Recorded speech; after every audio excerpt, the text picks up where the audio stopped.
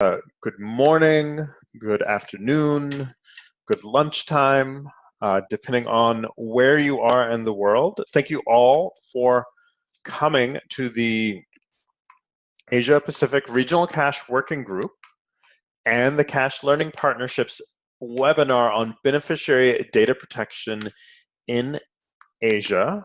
We're doing it at this time to try to capture as many people interested in Asia as we could. And this is sort of the only time when both Suva, Fiji and Kabul, Afghanistan can talk and still be in normal working hours. So I know it's a weird time if you're calling in from outside of Asia. However, we tried to make it as Asia-specific as possible.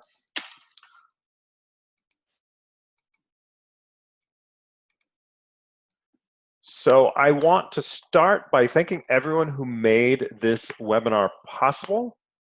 That would be Barbara Lacini from CashCap, who is working with the Asia Pacific Regional Cash Working Group. He's done a lot of work to put this together. Also, I want to thank the participants from the Myanmar Red Cross Society, Oxfam Indonesia, and the World Food Program's office in Afghanistan, who are going to be speaking to you about their experience with beneficiary data protection in just a minute. Also want to thank the World Food Program's Regional Office for Asia for their support of the Cash Working Group, and also for speaking, and to USAID, who pays for my time and for much of the work that the Cash Learning Partnership does, and also for a lot of other work in Asia. At this time, I'd like to turn the floor over to Nicola Peach, who's going to talk a bit about the impetus for this event. And the floor is yours, Nicola. Great, many thanks, Blake. So on behalf of the Asia Pacific Regional Cash Working Group, I'd really like to welcome everyone that's joined this webinar, whatever time that you're joining at, and particularly all the panelists for giving us very practical examples on data protection from programs they're implementing in the region. Also a big thanks to CaLP and USAID for partnering with the Asia Pacific Regional Cash Working Group in the planning and provision of resources for the delivery of this learning session. So we might ask, why data protection?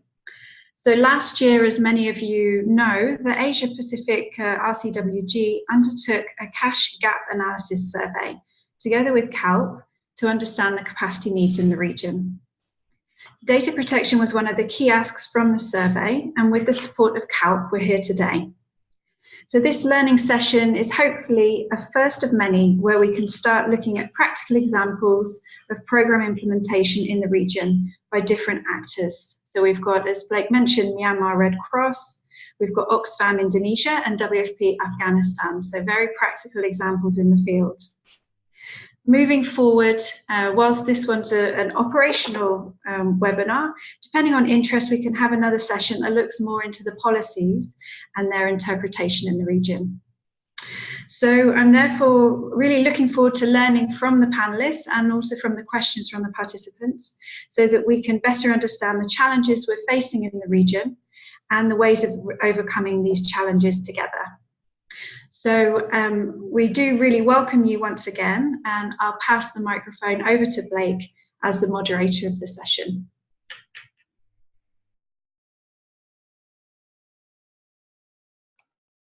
Thank you so much for that, Nicola.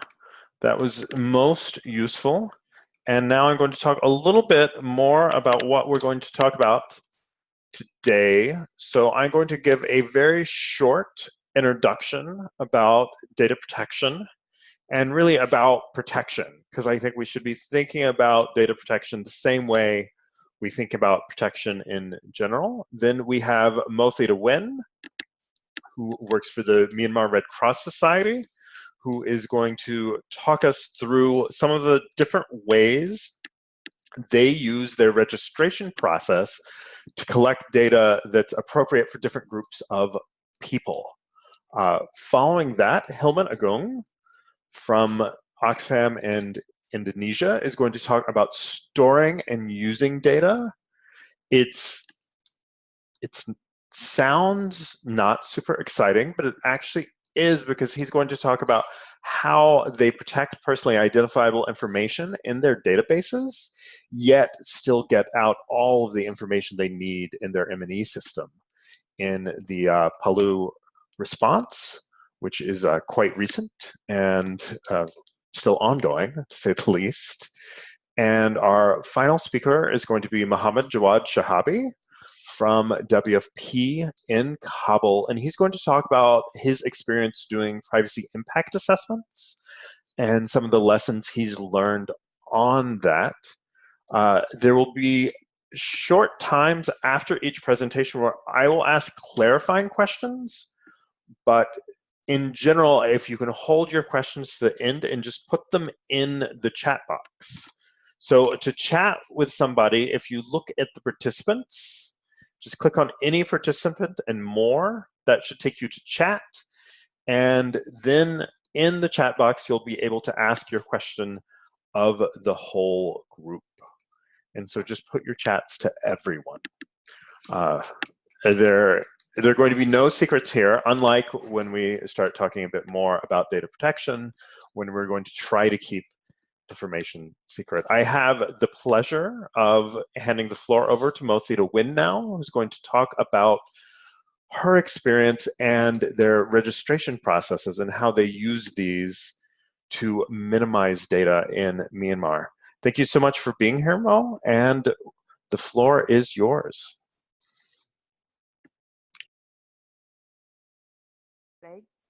Good morning, everyone. I'm Mothita Win from Myanmar Red Cross Society. I work in disaster management department as the deputy director. So my main responsibility for disaster preparedness and DRR to work future resilience. And also I'm focal point for the gas transport preparedness program and climate change awareness raising. So today I will let you know our MRCS lesson learned for the data protection. MRCS has much to learn about data protection. However, I would like to share with you today one thing MRCS does well regarding the principle of responsible data collection. So particularly regarding the identity. So first of all, I will talk about the reason MRCS collect personal identifying information. Then I will talk about how MRCS bus assistance program for those returning on governments provide transport to area of origin or area with connection avoid personally identified information. Then I will talk about MRCS procedure for providing assistance to people without national identity numbers. I will conclude by mentioning briefly a recent experience in which MRCS politely declined a donor's request to collect more specific information than is its usual standard. So, why does MRCS collect national identity numbers? So MRCS has an obligation to itself and to its donor to show use diligence that they are not duplicating assistance to unique beneficiaries within a town or operations. In Myanmar, all Myanmar nationals between the age of 13 to 60 are required to have a unique national identification number. As such, a national identification number is a relatively easy way to ensure that beneficiaries within a community or operation are not duplicated. So in Myanmar, SIM-cards also require registration using a national ID or company registration number to be associated with the unique phone number. For this reason, MRCS standard procedure require a national identity number or phone number associated with each recipient of assistance. Parents or children may constitute identity verification for those under 30 or over 60. However, for various reasons, some people in Myanmar may have humanitarian need but do not have the Myanmar identification. In addition, those who were displaced often left home without their identity card. In such case, individual proof of identity is not an option. Under special circumstances, MSS procedure authorizes assistance to individual without requiring a national identity number or identity verified phone number. This procedure minimizes the amount of personal identifiable sensitive information MSS collect, reducing both MSS liability for data protection and improving access to assistance for people in need. So, I was going to the bus assistance program. In its bus assistance program, MSS support the Myanmar government's effort to return displaced people by bus to their village of origin or place, where they may have other connections. It is common for these people to have left their home with no belonging, no national identity card, and no money.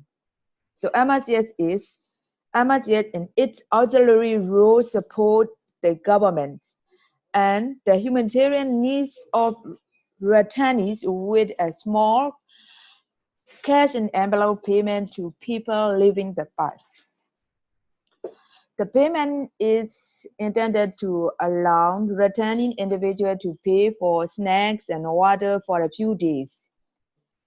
In this situation, MSS and the government use names and social connection to validate identity of people entering the bus for the purpose of ensuring responsibility use of funds. So, the display designated group leader who do have identity card or Myanmar phone numbers that can be used to validate their identity. Government officials also question those formed in the proxy group for security reasons.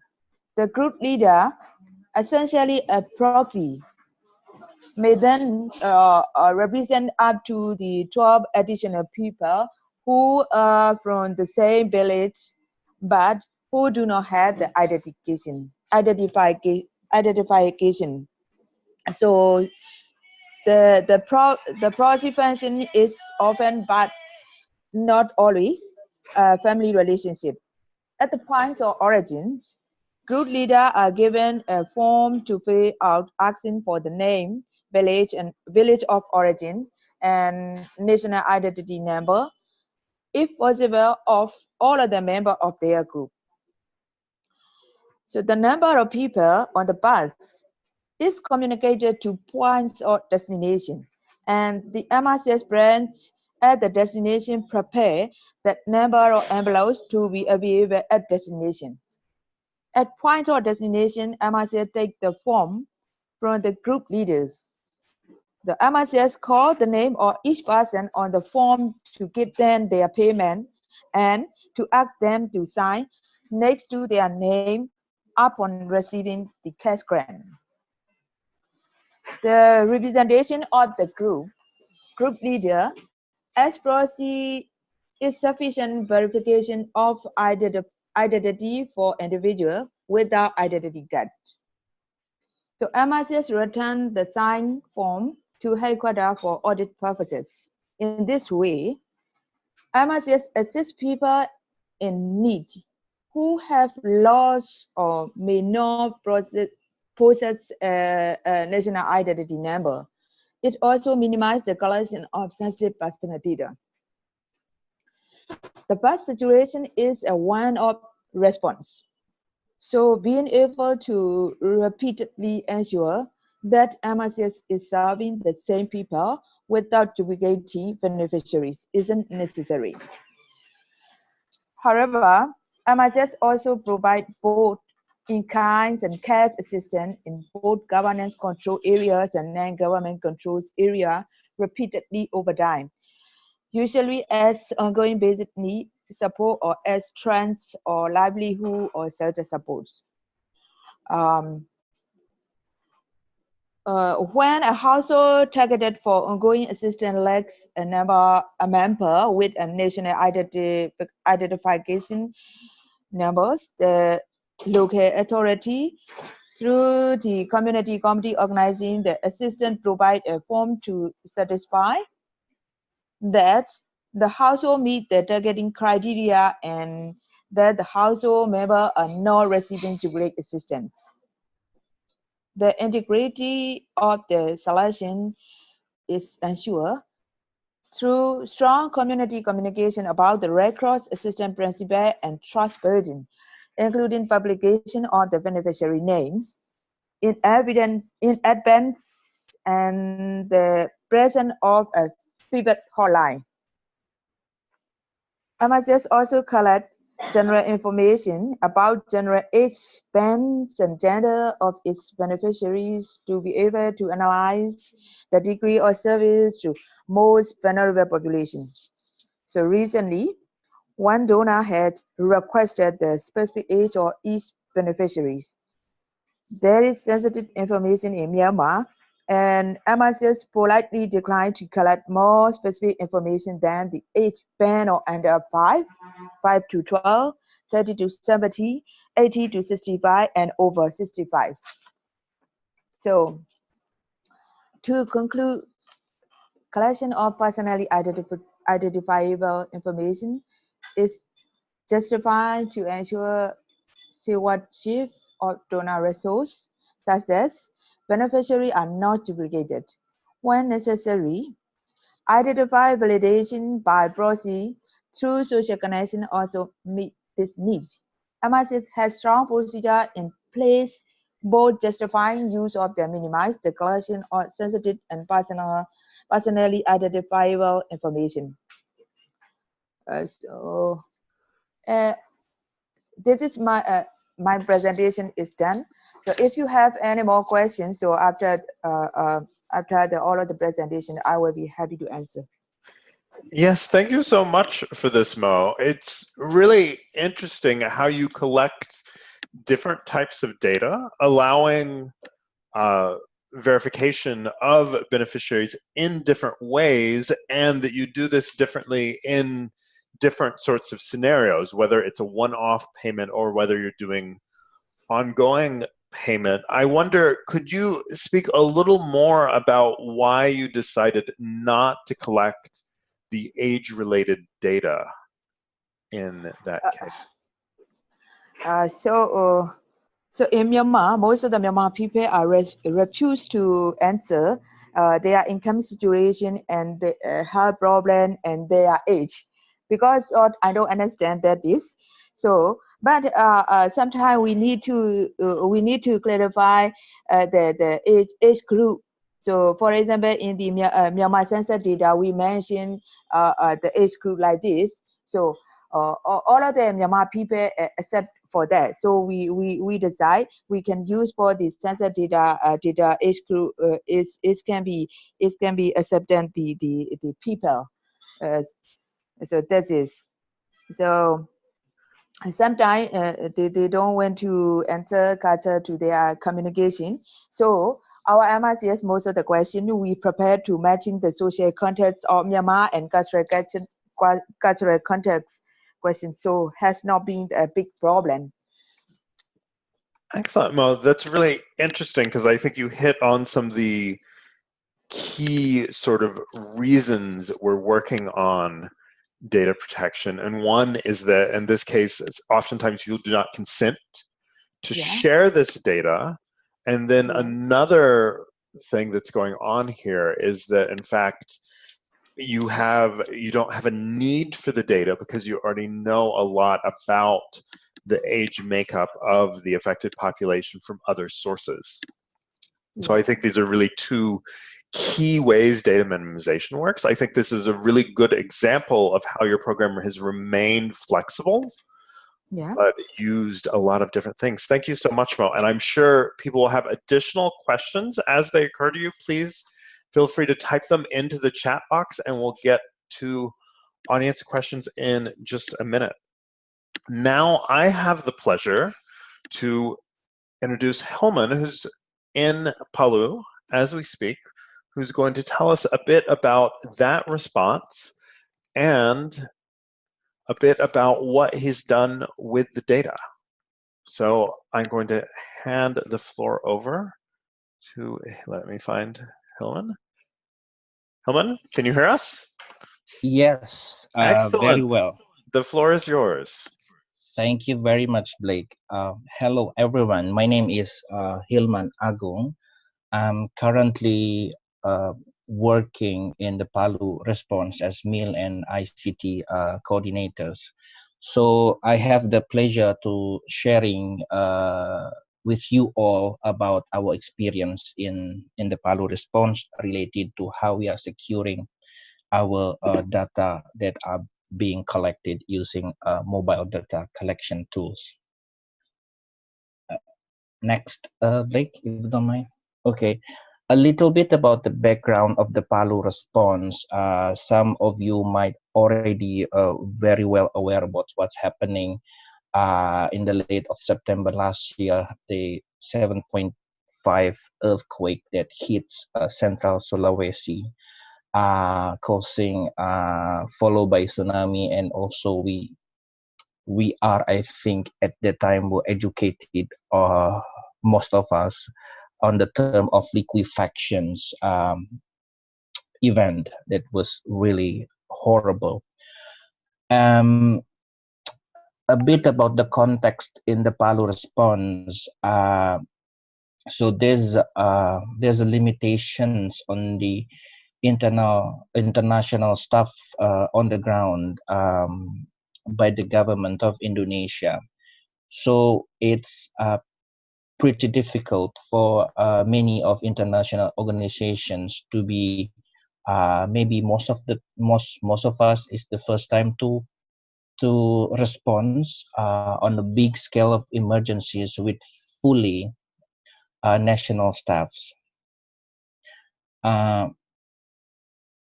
A little bit about the background of my expertise. I'm more focusing on the ICT part of it, but because of these limitations, I took up the challenge to be MIL coordinator as well. Many of my missions in the field doing ICT is also supporting a program including MIL's unit. So I am pretty much aware the needs of the monitoring and evaluation unit. Some of the difficulties is on the data consistency and analysis. So we use digital technology, mobile data collection since the first day. We use tools called Survey CTO, which is ODK based, similar with Kobo, Collect, and other ODK based tools since the first day.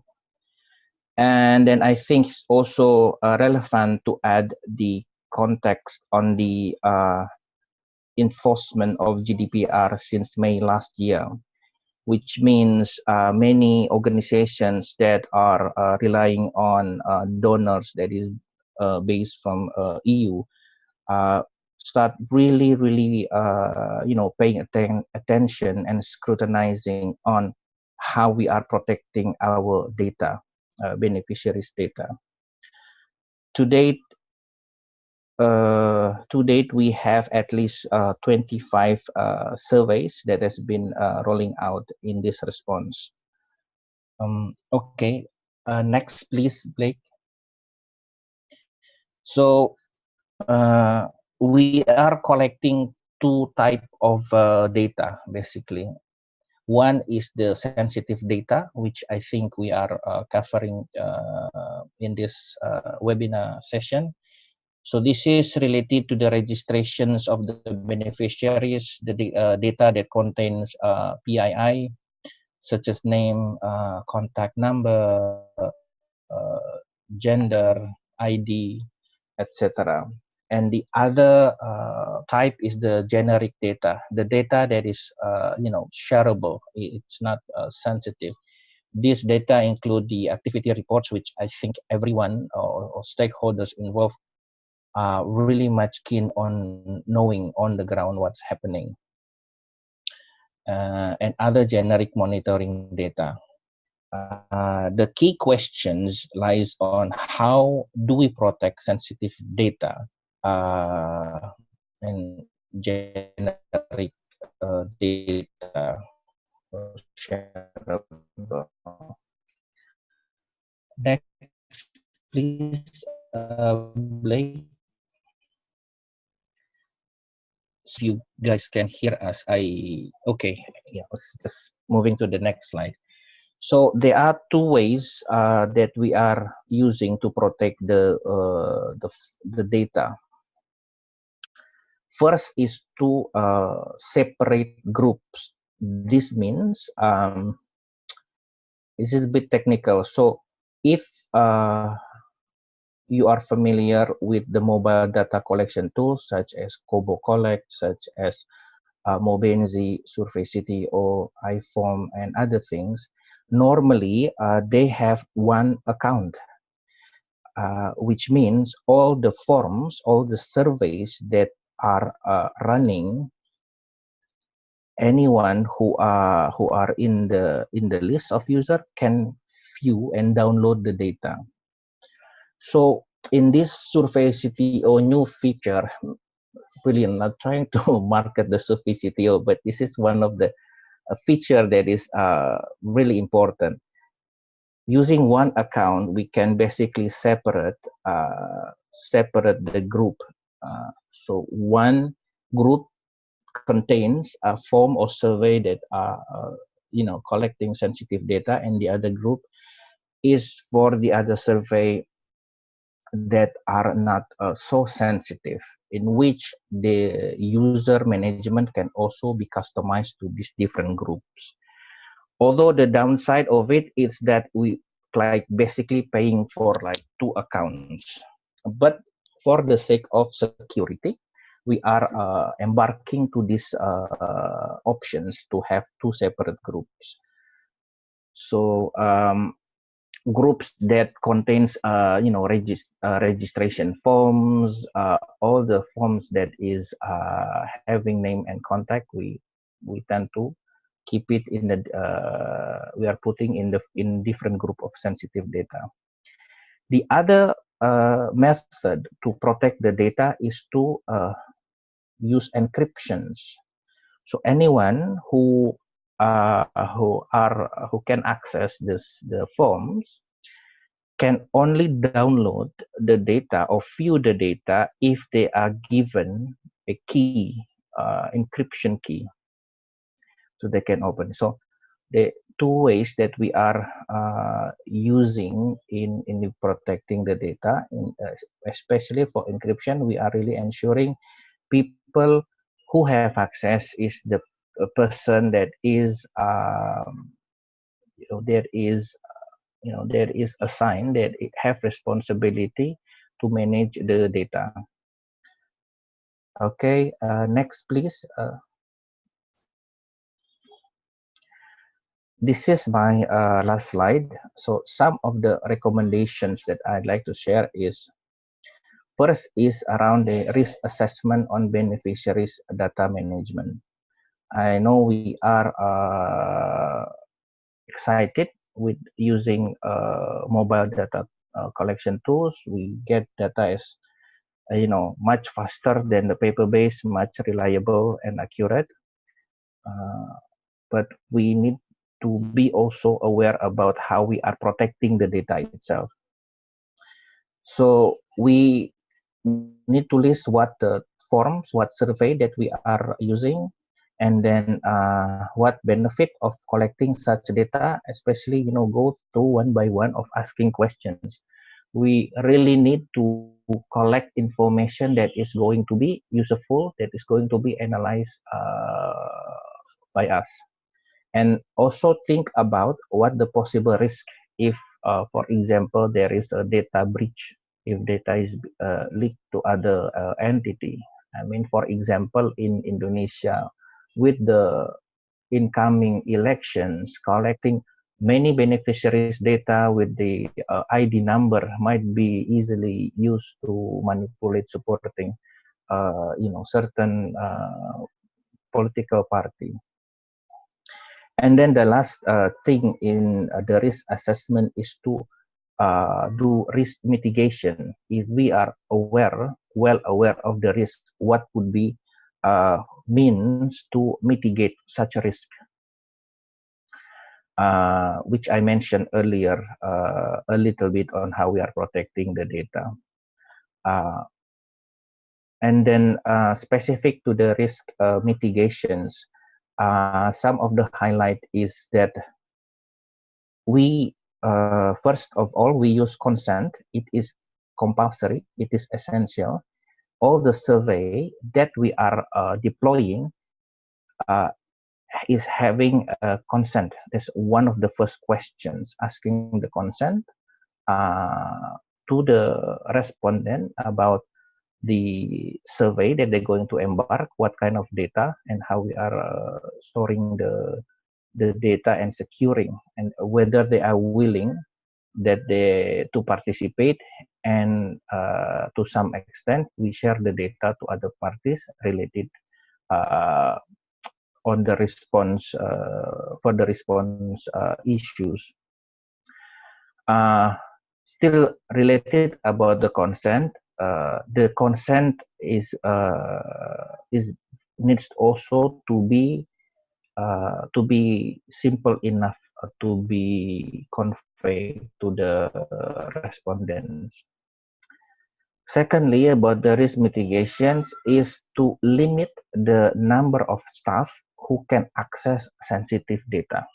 So really staff that are going to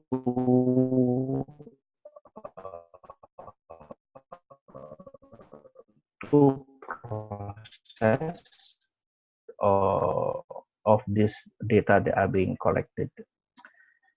Thirdly is encryptions, the survey form that I mentioned earlier, data and other forms which I also mentioned earlier in the previous slide. And then share the data so with other organizations, we need to have at least the same policy, the same arrangement, that how we do our safeguarding policy. Okay, I think that rests my case on this presentation. Blake, thank you. If you have any questions, I'll be happy to answer. Yes, thank you so much, Helman. And if people can go ahead and start typing your questions for Helman in the chat box, we'll get to those in a minute. I had one question for Helman for people who are maybe less aware. Could you explain a little more about what GDPR is and why you think that had an impact? And also, is there any local legislation in Indonesia about data protection that you have to keep in mind as you're designing your databases and thinking about how to segregate access in your data? Yes, of course. So GDPR is General Data Protection Regulations. This is a law, this is a regulation that are being enforced to EU members, which entails organizations or companies who also work and operate in the EU areas, or processing, could be also operating in different countries but processing the data from EU citizens. So these rules actually really putting we call it security on how we do safeguarding to the beneficiaries to people's data, to the PII. How do we protect them? What kind of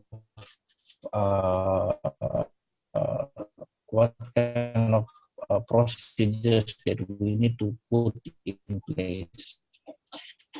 So it was enforced last year, May. Previously, I know that we need to when people don't need to ensure what kind of impact, kind of bind. I think many organic expert on how like but Indonesia. I think in Indonesia, I'm not aware that we have such regulations. If I'm because there are many things are being breached. For example, in my personal experience, many this telemarketer calling many people, or you receive message that you don't want about marketing some stuff, and that's definitely a violation of data protections.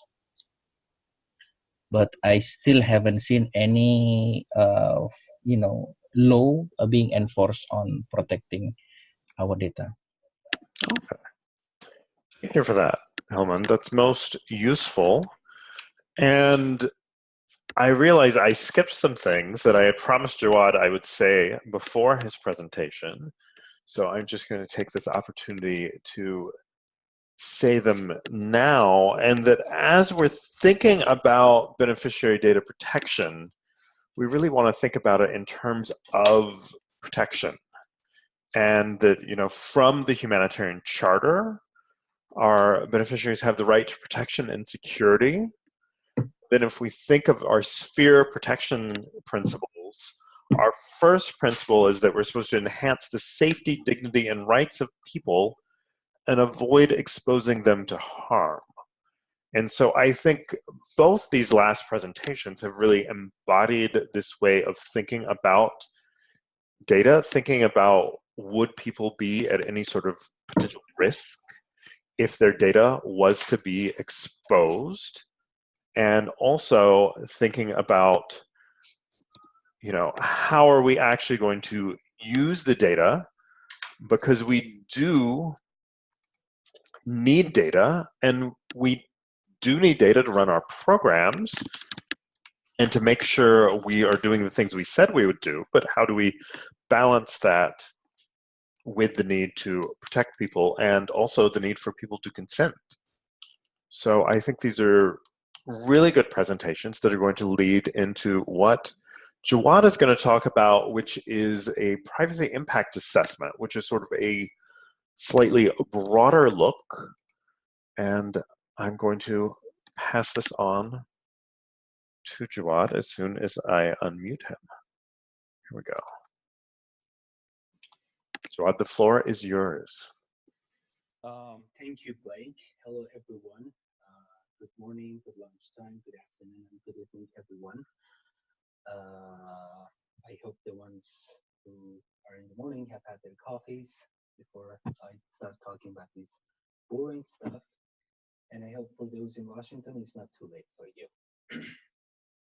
So I'll be mainly talking about privacy impact assessment and what it means within the WP context.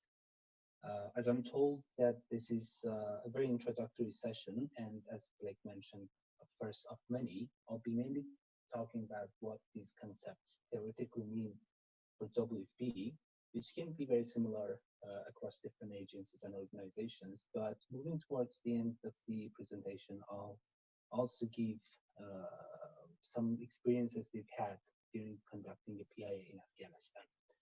If you could move to the next slide, please, Blake.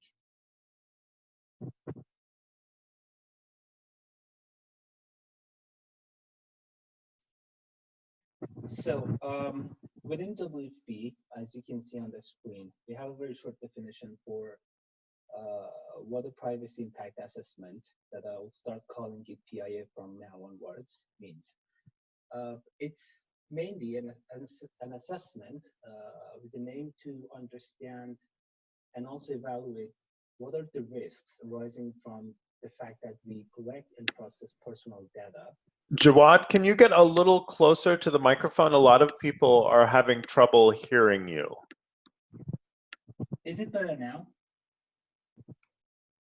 It's better for me. And Okay, the great. audience, can someone?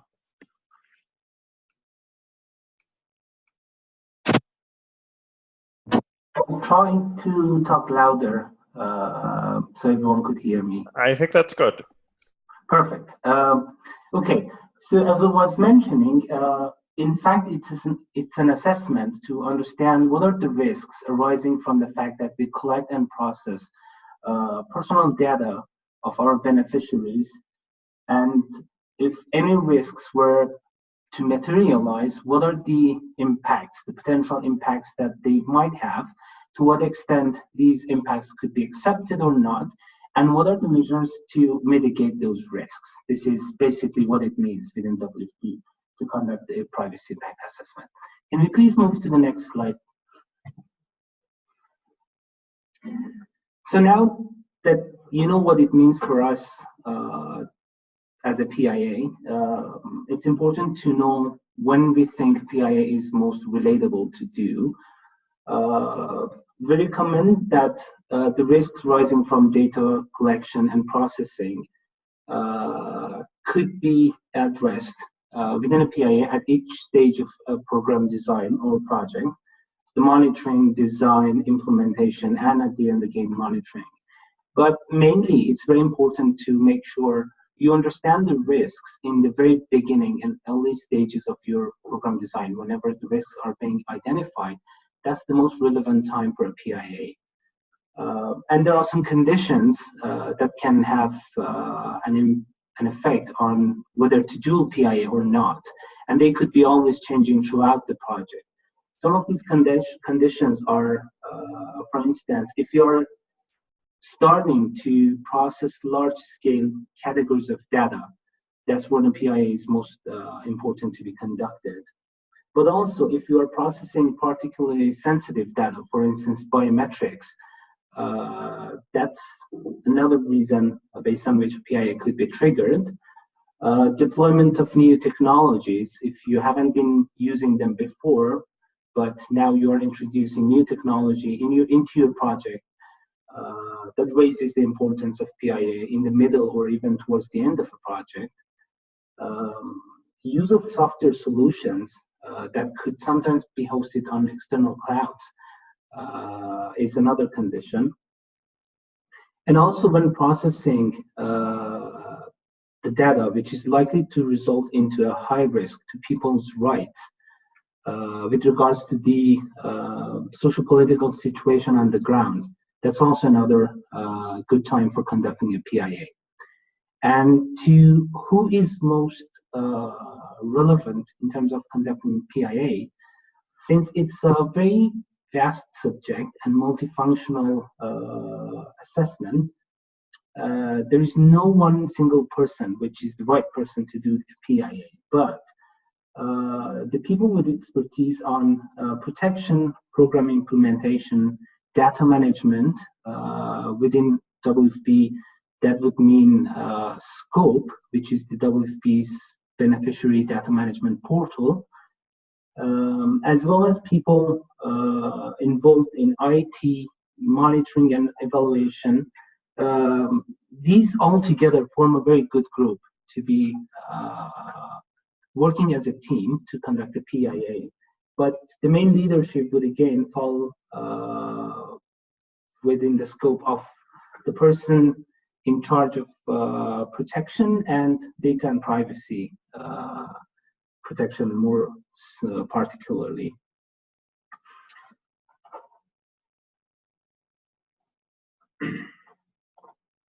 So coming to the context, what is the content of a privacy impact assessments report and what are the main issues that need to be addressed, it's very important to explain within a PIA what is the social political situation and how does that relate to the identity and personal data of the beneficiaries and the people that are being registered in databases of an organization. It's also very important to give an overview of what are the main protection concerns, for instance, displacement or forced displacement sometimes, movement restrictions, arbitrary arrests, recruitment of children in armed groups, killings even, denied access to services, and etc. And this could be with special focus on some factors such as ethnicity, displacement, socioeconomic status, age, and gender.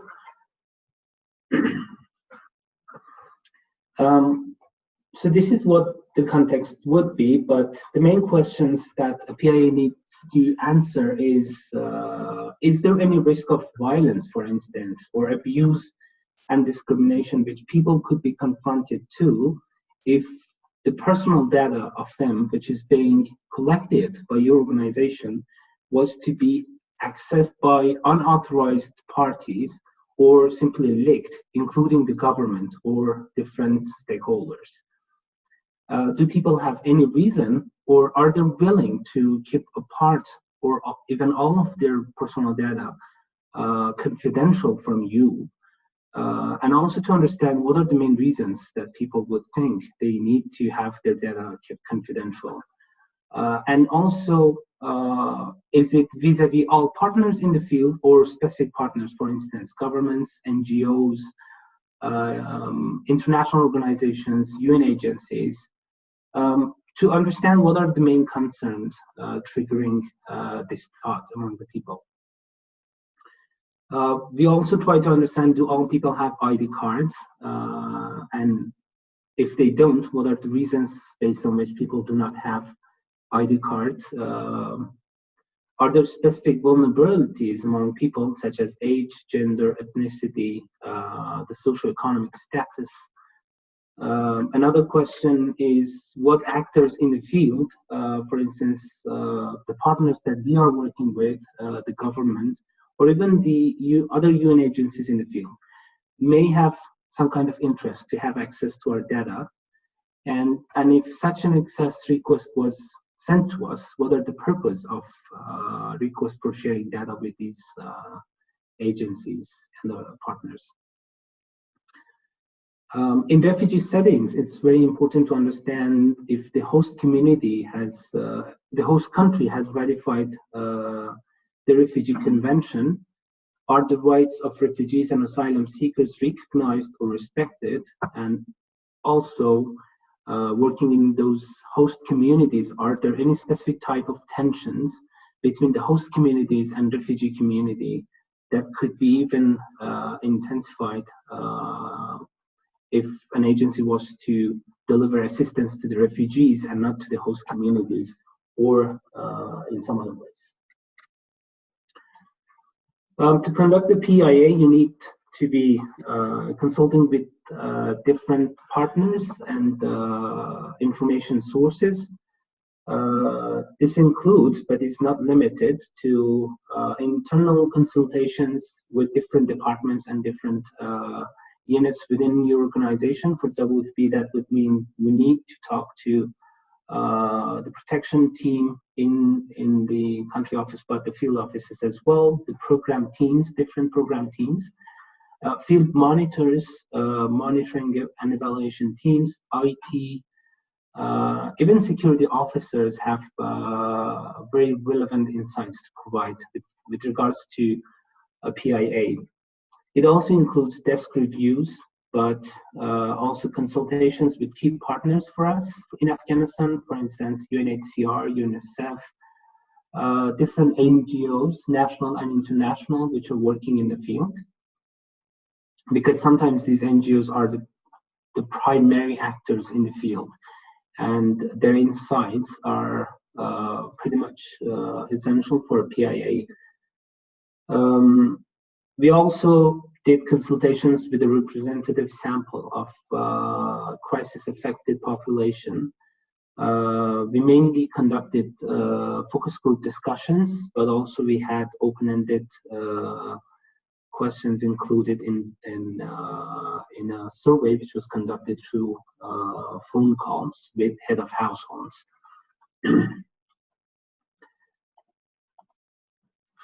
In terms of understanding the legal framework, I would like to say it's very important to understand what are the applicable law, treaties, and international conventions in that country. For us and for the wider UN community, it's also very important for us to understand whether UN privileges and immunities are applicable in that specific country or not. Furthermore, it's very important to understand the domestic legislation and regulations which are interfering with people's identity.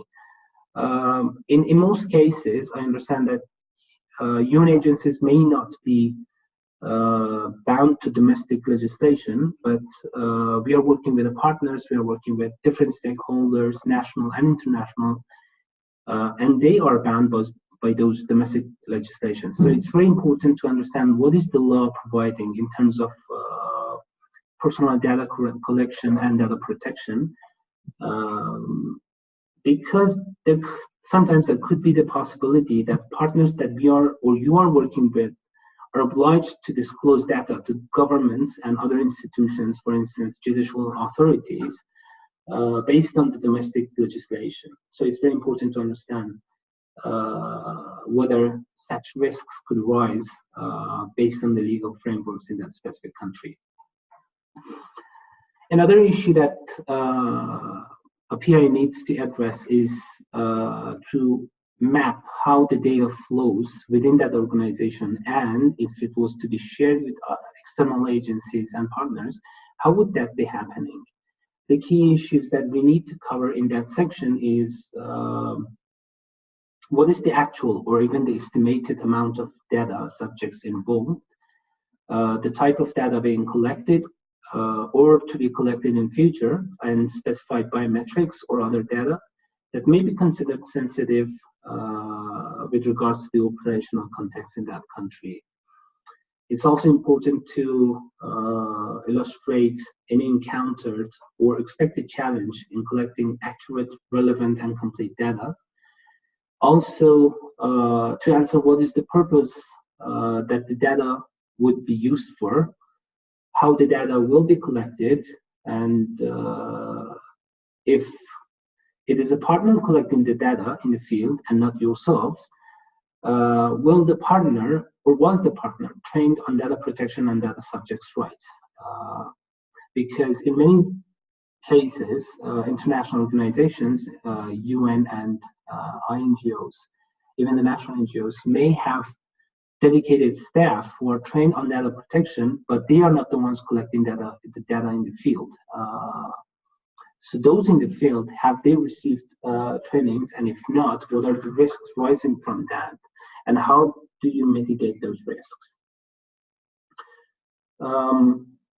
For this section of the PIA, it's also important to explain how and where do you store the data. For WFP, we have SCOPE, which is the beneficiary data management, but it's crucial to understand, do we also use paper files or CP databases in some cases? WFP does not use the SCOPE system or electronic systems in where access issues or safety concerns are very visible in the field, because we may not have adequate guarantees to deploy such technologies in the field.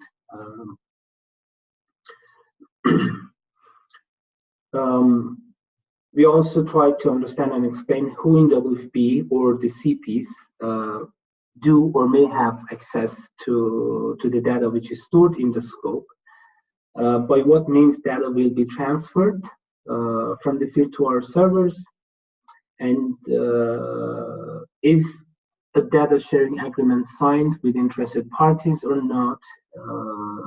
Do we clearly understand the purpose of data sharing requests and the adequate guarantees given to us in terms of data protection with the agencies or stakeholders that the data was to be shared? And finally, what are the possible data protection risks with regards to storing and sharing data? Moving to data subject rights, there are some important issues to address in a PIA. This includes whether and how the country office will be able to inform the beneficiaries from whom we collect the personal data about the intended utilization of their personal data and what are their rights in that regard. Whether and how will we be able to collect consent from data subjects, and was the consent really collected and simply explain to people what it means or not. Also, it's important to explain, do people understand what consent means? And if they were to withdraw their consent, do they know how to do that? Do they know how to contact WFP? Or do they know that basically they have such a right or not? It's also important to explain what are the mechanisms that enable your data subjects or beneficiaries to rectify, update, or erase their data, or simply express concerns or complaints about the use of data. Do we have beneficiary information desks, suggestion of complaint boxes, hotlines, any other mechanisms that allows beneficiaries to contact us to raise such concerns or simply ask us to have their data deleted from our servers. And finally, highlight any risks or challenges with regards to any of the steps that I have mentioned before. And the last boring section, data security standards. Because massive amounts of data are being collected and stored in WFP, it's very important to understand what are the measures in terms of data security and data protection, and also what is the degree of compliance of us, but also our partners, which includes government ministries, which includes NGOs, and other partners, such as financial service providers, telecom companies, and banks. What is the degree of their compliance with such measures? Also, what are the challenges and risks with that, with regards to that? Can we move to the next slide, please? So having said that, we conducted a PIA to understand what are the main risks arising from SCOPE, which is our beneficiary data management portal. And I wanted to express some challenges we faced doing a PIA in Afghanistan. There are a lot of challenges that we could talk about, but the main ones is, first of all, talking to different stakeholders.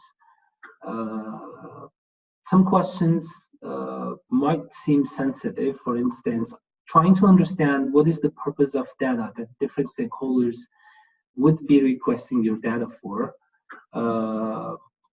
That is just to establish the fact that data being requested is based on legitimate purposes. So I found some partners, some different stakeholders, a little bit reluctant to talk openly about that. We faced some challenges speaking to government authorities, especially. The government is one of the main stakeholders in Afghanistan interested in WFP data. But when it comes to talk about the data protection within the government or safety measures or the purposes that the data would be used for, that's where we face most challenges talking to the government. In terms of talking to the affected communities, I found it a little bit tricky sometimes to build the trust with communities to talk to us. A very simple example would be the fact that affected populations sometimes would think that by giving a negative feedback to humanitarian organizations, they might lose the assistance which is provided to them, and that's a reality you have to face, and that's where it gets difficult to build the trust and make sure that the responses given to you are the ones that people are really thinking about, and they are not the ones that they think you want to hear. So this is a little bit challenging working with communities and building such trust. So with saying that, we'll end this presentation. I don't know if, Blake, do you think that it's interesting if I talk about some main findings from the PIA in Afghanistan, or do you want to leave that for later? I think, why don't you tell us a little bit about what you found, and then we'll move into the big questions. But just a little short summary about what the findings of the PIA, and also, I think for this audience, how long did it take to conduct the PIA in Afghanistan for WFP? Right, sure. So in terms of the findings, and as we started doing the legal context analysis, Afghanistan does not currently have a specific legislation that addresses the entire data collection, data processing, and beneficiary data management or privacy issues. There are some articles in different legislations, but no specific law. The government is thinking to come up with a draft, but that might take some time from now. And that is in itself a risk because we are, as I mentioned before, we are working with different partners in the field that are bound to the national legislation. And in the lack of a specific legislation defining how the relationship between government and those partners was to be regulated in terms of data sharing, the partners are not sure to what extent they would be required by the government to comply with different rules. That's one major risk, but also specifically the telecom companies that we are working with or some financial service providers when it comes to cash assistance, they have to abide by specific regulations in the government. For instance, we hire service provider telecom companies to provide people with SIM cards, and those SIM cards needs to be registered, and those registration documentation needs to be shared with the relevant government bodies. And sometimes people had faced some challenges, or they had been left without any option to refuse sharing a portion of their data for the concerns that they had, to which finding a solution sometimes found seemed a bit complicated. In terms of doing the PIA, we thought it might take shorter than it actually took. Initially we planned to have it done for all the stages, including the fieldwork analysis and report production, 3 to 4 months, but I think it took around 5 months, and we are in the very final stages of releasing the report soon after the internal reviews are done. Thank you, Jawad. I think that's most useful and probably something other organizations will experience when they start going into the PI, that it does take a little bit longer than planned.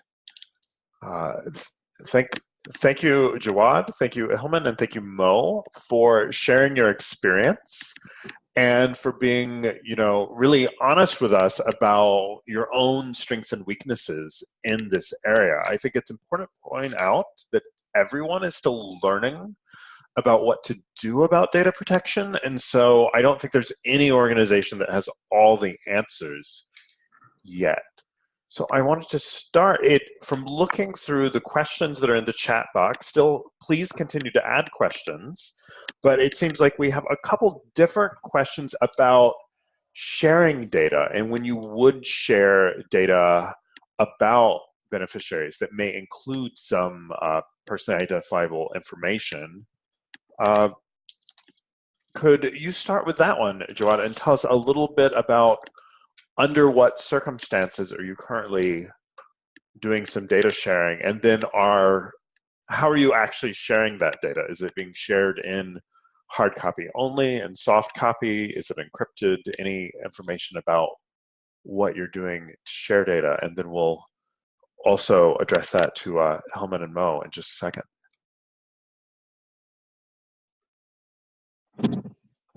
Sure.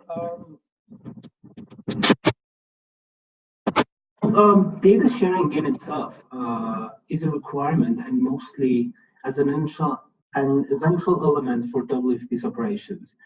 It's not always a risky thing, but there are some specific risks with regards to data sharing. For us, it's not always about who we can share the data with, it's who can comply with the requirements for data sharing agreements. It's about the adequate guarantees that they could provide in terms of protecting and safeguarding the data that was to be shared. And based on that, not all parties requesting the personal data can comply to the maximum standards which are required. So we might need to decide to what extent we can share or we cannot share the personal data and which parts of the personal data. We both share hard copies, but also soft databases based on the data sharing agreements that we have. Thank you for that. And Helman, could you tell us a little bit about some situations where you might share data? Trying to unmute just a second. There we go. So my internet connection is not stable, but I hope I get your questions right. How do we share data? By far, we haven't shared any data yet, at least in my experience. As Jawad mentioned earlier, I think we need to go to bolts and nuts on detailing in when we come into agreement. One of the challenges is that as we are still on the learning curve on protecting the data, one, for example, like the way we're protecting the data currently might not be compatible with the procedures and practices with different organizations. So it's going to be tricky on how we are going to share the data. We might go or embarking into conventional data sharing, for example, only sharing, PDF form or paper-based if it is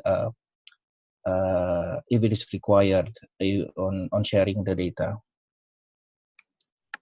Thank you, Helman. That's very interesting, and I think very true that a lot of times people don't go into a situation knowing exactly who they're going to need to share with, as in a sudden onset disaster like you're in, as sort of the situation evolves. You're not sure how the coordination is going to work and who will need access to some of that. Mo, can you share some thoughts on sharing data with us? Yes. So in Myanmar, so we share the data with the government.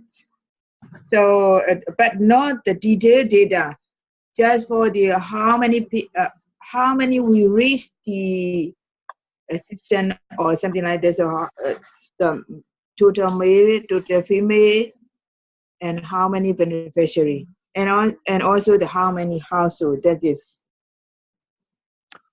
Okay, so that's really useful. So it's only depersonalized data that you're sharing, though you are sharing that with a lot of different stakeholders about who you're reaching in your programs. Sure. Excellent. Very interesting. We had another question for you, Mo, from the group talked about, are you collecting data from households or from individuals or from both? Both. Excellent. So and how is that data different in terms of how you collect it and how you do the registration for different kinds of disasters? So in the declaration process, we had the how to say the governance control area and non-government control area. At that time, we have some different way of the data collection. So before going to the data collection in non-government area, so at that time, so we are connecting to the other authority crew. So we, if they allow, so we can go. If they do not allow, we cannot go. So then at the same time, we need to send what we would like to collect their community data. We need to send. So it means that we need to send the data collection template. This is the one thing. For the government control area, no problem for any data collection process. No. So you do have some different procedures based on where things are going on and the nature of the disaster. Sure.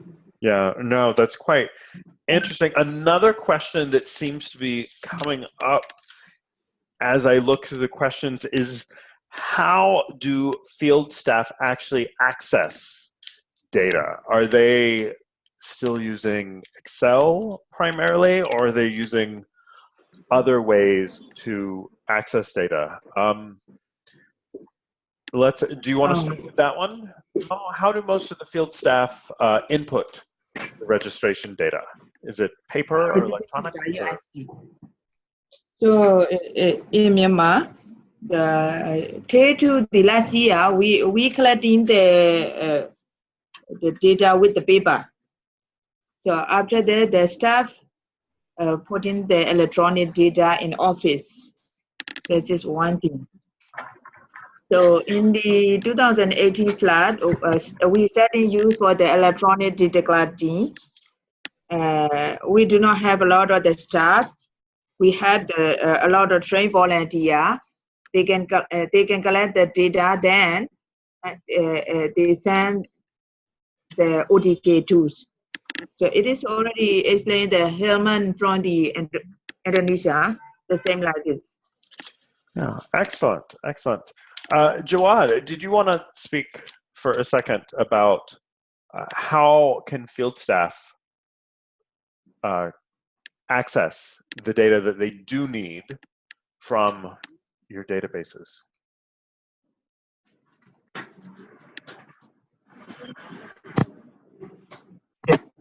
For us, it would mainly be through scope databases.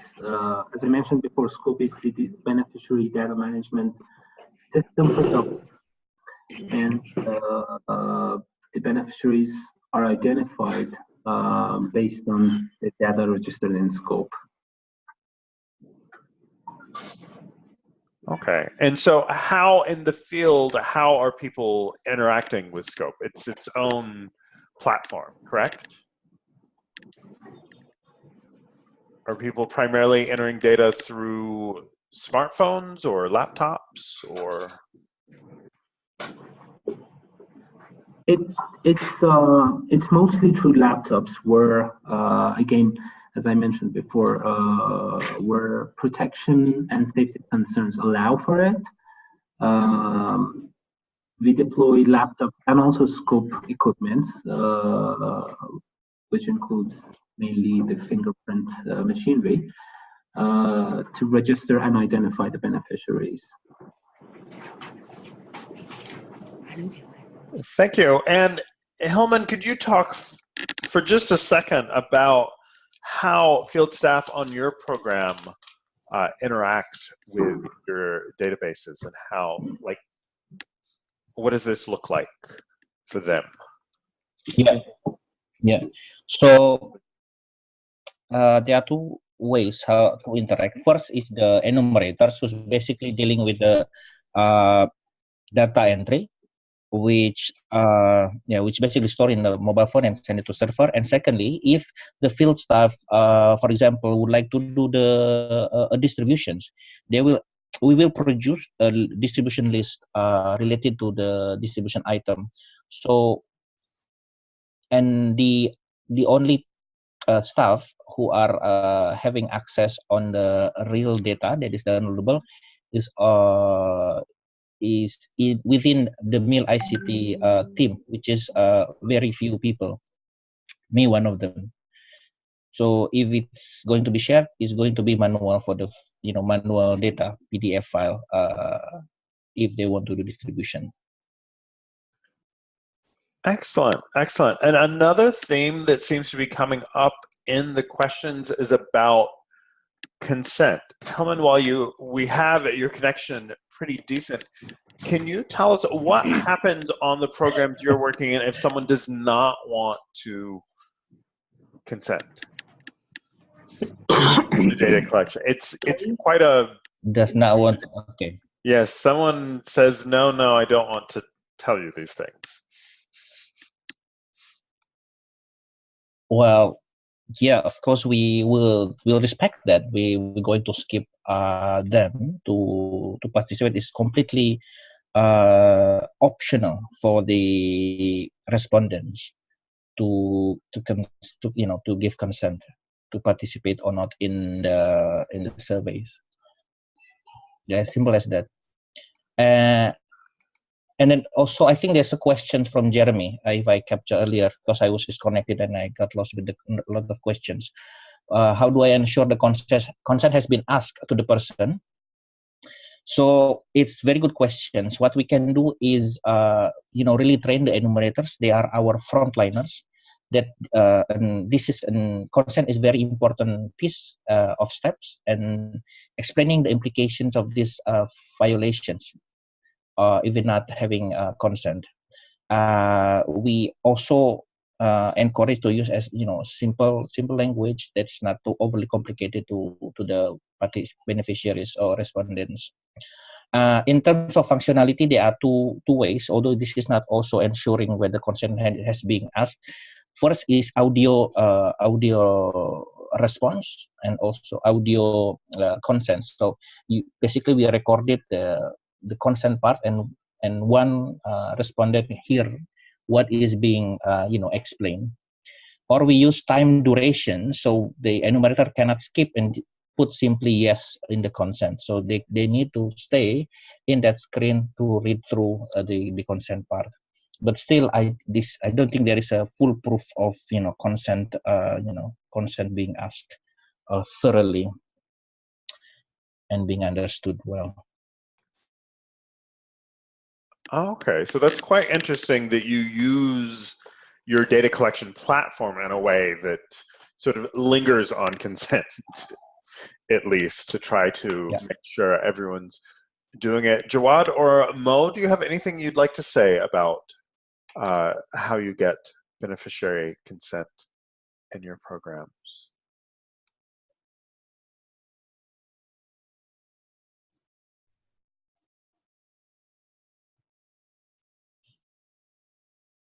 I think you put them on mute, Blake.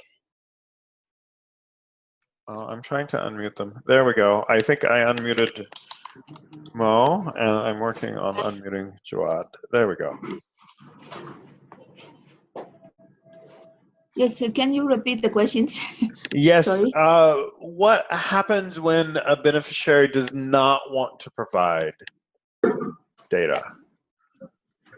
or answer questions typically. Yeah. So sometimes some beneficiary, they don't want to share their personal information. Is me I already answered this one.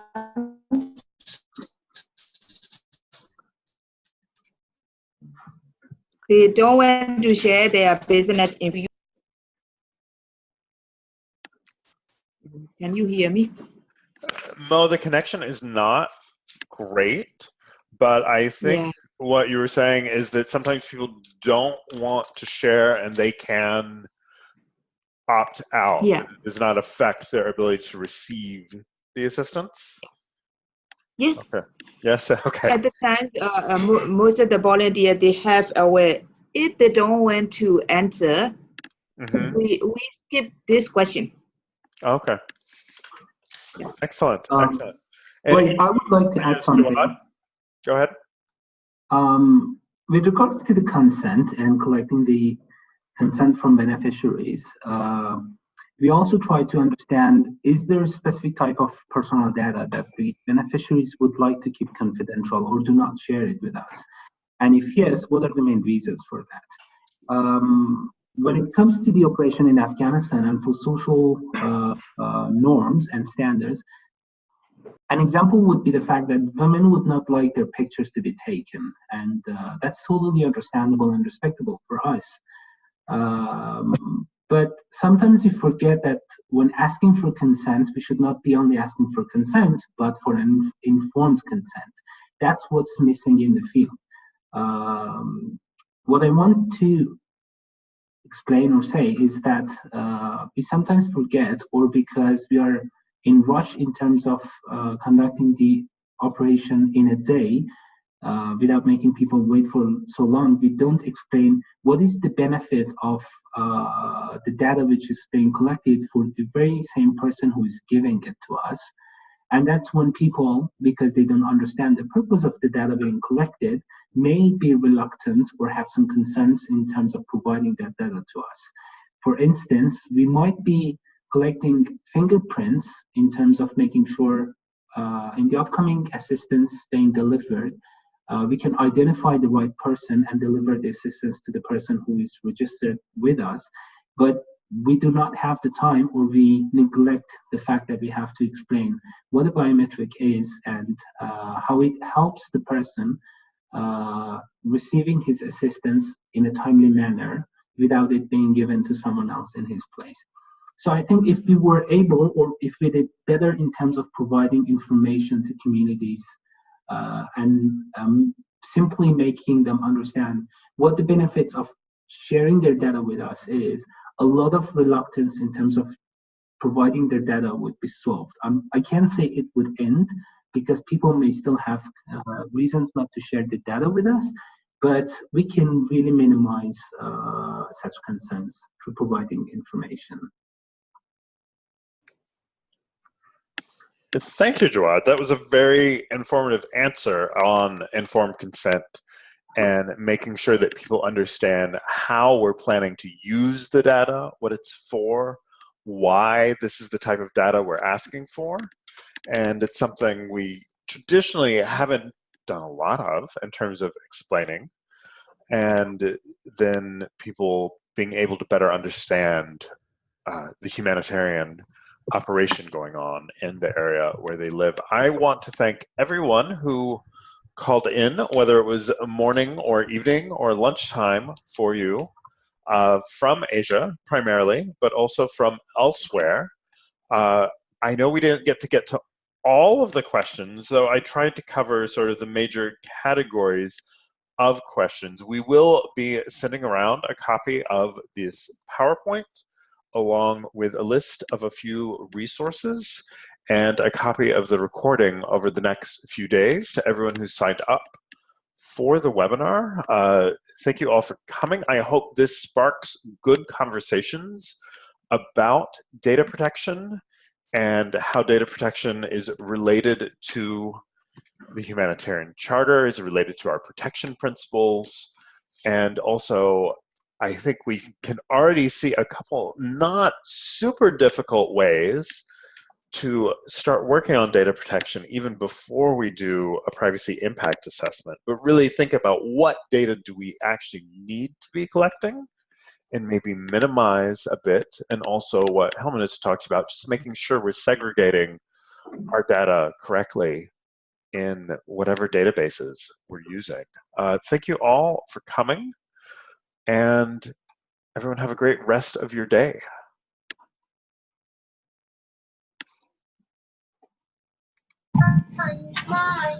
Bye. Thank you. And thanks most of all to Hilman, Mo, and Jawad. Yeah, thank you. Bye-bye. Blake and everyone else, thank you. Have a good day or evening. Thank you.